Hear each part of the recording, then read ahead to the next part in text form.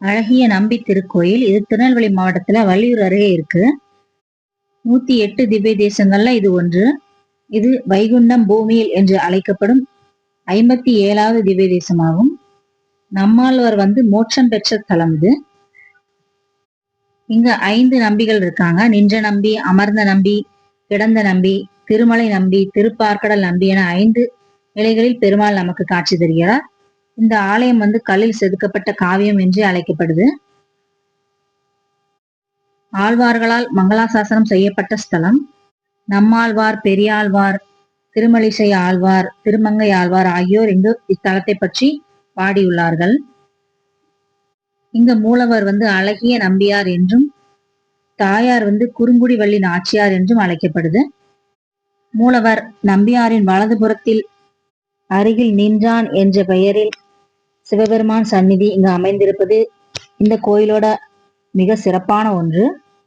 இந்த கோயிலின் பிரகாரத்தை சுற்றி வரும்போது பிரம்மாண்டமான உருவில் காலபைரவர் காட்சி தருகிறார். பொதுவாக சிவன் கோயில்தான் காக்கும் தெய்வமாக காலபைரவர் காட்சி கொடுப்பார். இரவில் கோயில் நடை சாட்சிய பிறகு சாவியை காலபைரவரிடம் ஒப்படைத்துவிட்டு மறுநாள் காலை அவரிடமிருந்தே சாவியை பெற்று கோயிலை திறப்பது இக்கோயிலில் உள்ள நடைமுறை. அந்த வகையில் இங்குள்ள பெருமாளுக்கு காலபைரவர் காவலாக பணிபுரிகிறார்.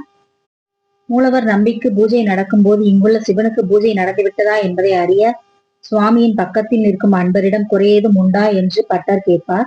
அதற்கு குறை ஒன்றும் இல்லை என பட்டர் பதில் அளிப்பார். இது இன்றும் நடைமுறையில் இந்த கோயிலில் உள்ளது.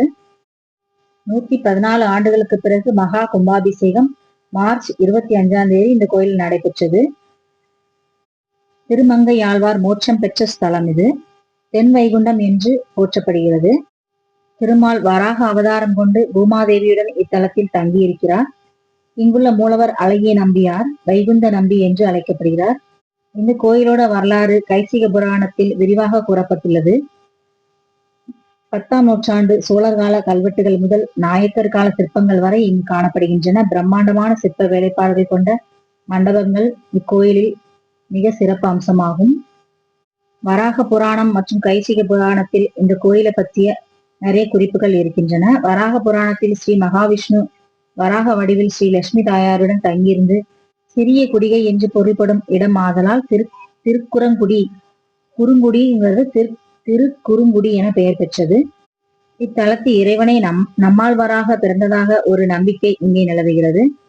இத்தலத்திற்கு மன்னன் ஒருவன் தரிசனம் செய்ய வந்தபோது கருடன் பறக்கும் இடத்திற்கு கீழே பூமியை தோண்டினால் ஸ்ரீ தெய்வநாயகன் மற்றும் ஸ்ரீவரமங்கை ஆகியோரின் புதைந்துள்ள சிலைகள் கிடைக்கும் என்று அசிரீரி கேட்டார்.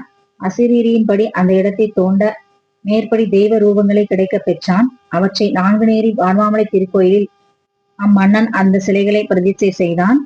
பெரிய பெரிய சிவாலயங்களில் விஷ்ணு இடம் பிடித்திருப்பதை போல இக்கோயிலில் சிவனுக்கென்று தனி சந்நிதி உள்ளது. இங்கே எழுந்திருக்கும் சிவபிரானுக்கு மகேந்திரகிரிநாதர் என்று பக்கம் நின்ற பிரான் என்று பெயர் உண்டு. ஸ்தல விருட்சமாக பனைமரம் இங்கு இருக்கு. ராட்சசன் பெருமாளிடம் மோட்சம் பெற்று பனைமரமாக இத்திருக்கோயிலில் அவதரித்தார். இந்த பனைமரத்தில் பூ பூக்கும், காய்கள் காய்க்கும், ஆனால் கனி ஆகாது. அப்படி ஒரு அதிசய மரம். தல தீர்த்தம் திருப்பார்க்கடல் தீர்த்தம் என்று அழைக்கப்படுகிறது. இந்தியாவின் தென்கோடியில் அமைஞ்சிருக்கு கன்னியாகுமரி. கன்னியாகுமரியிலிருந்து 2 மணி நேரம் முன்னதாகவே நெல்லை மாவட்டத்துல திருநெல்வேலி கன்னியாகுமரி சாலை அமைஞ்சிருக்கு. வள்ளியூர் களக்காடு செல்லும் சாலையில் வழியெங்கும் மரங்களாக வளைந்து வளைந்து செல்லும் ரோட்டில் மேற்கு தொடர்ச்சி மலையை ஒட்டி இந்த கோயில் அமைந்திருக்கு. இந்த மலையை மகேந்திரகிரி மலை அப்படின்னு சொல்லுவாங்க. வாமன அவதாரத்தில் நிகழ்ந்த நிகழ்வு என்பதால் இந்த ஊருக்கு வாமன சேசனம் என்றும் பெயர் உண்டு. திருமங்கை மன்னன் என்றும் அழைக்கப்படும் திருமங்கை ஆழ்வாருக்கு மோட்சம் கொடுத்ததால் இந்த ஊருக்கு கூப்பிடும் தூரத்தில் வைகுண்டம் என்ற பெயர் ஒன்று உண்டு. பெருமாள் 5 நிலைகளில் இங்கு காட்சி தருவது ஒரு ஏற்றம். இங்கு எழுந்தருளியிருக்கும் நம்பியே நம்மாழ்வாராக ஆழ்வார் திருநகரியில் அவதரித்திருக்கிறார் என்பது இங்கு ஒரு சிறப்பு. ஒரு சமயத்தில் இரண்யாட்சிகன் என்ற அசுரன் பூமியை கொண்டு செல்ல முயல்கிறான். விஷ்ணு வராக அவதாரம் எடுத்து பூமியை மீட்கிறார்.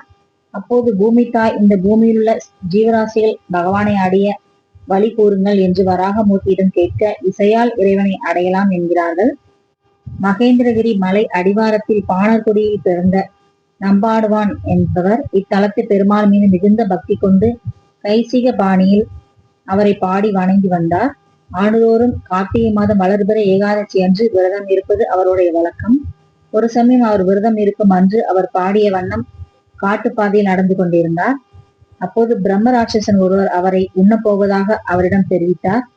நம்பாடுவான் தான் விரதத்தில் இருப்பதாகவும் விரதம் முடிந்ததும் அவனுக்கு உணவாக தன்னை தருகிறேன் என்றும் கூறுகிறார். ராட்சசன் அவரை நம்ப மறுத்ததால் தான் திருமால் பக்தன் என்று பொய் சொல்ல மாட்டேன் என்றும் அவரிடம் கூறுகிறார்.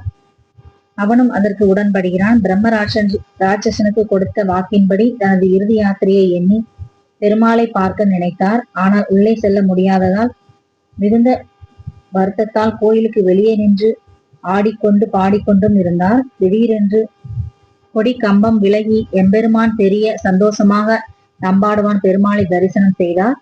நம்பாடுவானுக்காக விலகி நகர்ந்த கொடிமரம் இன்னமும் அப்படியே விலகிய நிலையில் இருப்பதை இங்கு காணலாம்.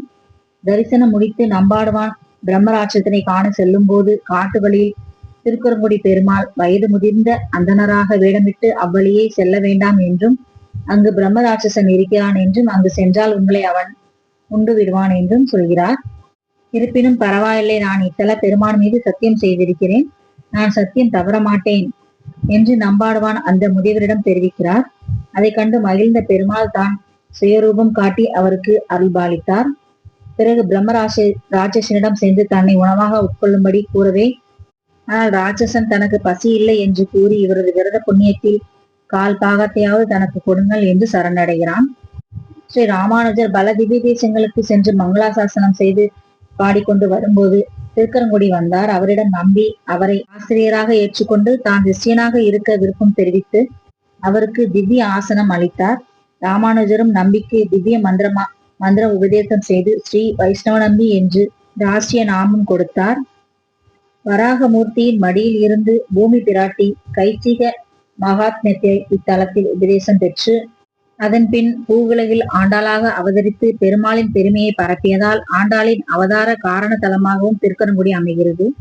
நம்மாழ்வாரின் பெற்றோர்களாக காரியும் உடைய நங்கையும் இத்தலத்தில் வந்து புத்திர பாக்கியம் வேண்டி பிரார்த்தித்ததால் திருக்குறங்குடி நம்பியின் அம்சமாக நம்மாழ்வார் அவதரித்தார். தாயார் இங்கு குறுங்குடி வள்ளி நாச்சியார் என்ற பெயரோடு அருள்பாலிக்கிறார். இங்கு மற்ற கோயில்களை போல் அல்லாமல் கொடிமரம் விலகி நிற்பது இங்கு தனி சிறப்பு. இந்த கோயில் காலையில 6:30 மணி முதல் 12 மணி வரையிலும், மாலை 4:30 மணி முதல் இரவு 8 மணி வரையிலும் திறந்திருக்கும். இந்த திருக்கணங்குடி ஊரிலிருந்து 8 கிலோமீட்டர் தொலைவில் மலை நம்பி கோயில் அமைந்திருக்குங்க. ராமானுஜர் திருவனந்தபுரம் சென்று அங்கே வைஷ்ணவ சம்பிரதாயங்களை நிலைநிறுத்த முயற்சித்த போது அச்செயலை அங்குள்ள நம்பூதிரிகள் தடுத்து நிறுத்த இறைவனை வேண்டியதால் நம்பூதிரிகளிடமிருந்து ராமானுஜரை மீட்டு இத்தலத்திற்கு கருடாழ்வார் தூக்கி வந்ததாகவும் இங்கு நம்பப்படுகிறது. இக்கோயில்ல நடராஜர், சிவகாமி, சோமஸ்கந்தர், சுப்பிரமணியர், பிள்ளையார் ஆகிய எல்லோருக்கும் செப்பு சிலை வடிவில் இங்கு அழகா காட்சி தராங்க. மகேந்திரகிரிநாதருக்கு பக்கத்திலேயே கால பைரவருக்கு தனியாக ஒரு சந்நிதி அமைந்திருக்கு. இந்த வீடியோ பிடிச்சிருந்தா லைக் பண்ணுங்க. மகாவிஷ்ணுவோட ஆசியும் சிவபெருமானோட அருளும் உங்களுக்கு பரிபூர்ணமா கிடைக்கட்டும். வணக்கம்.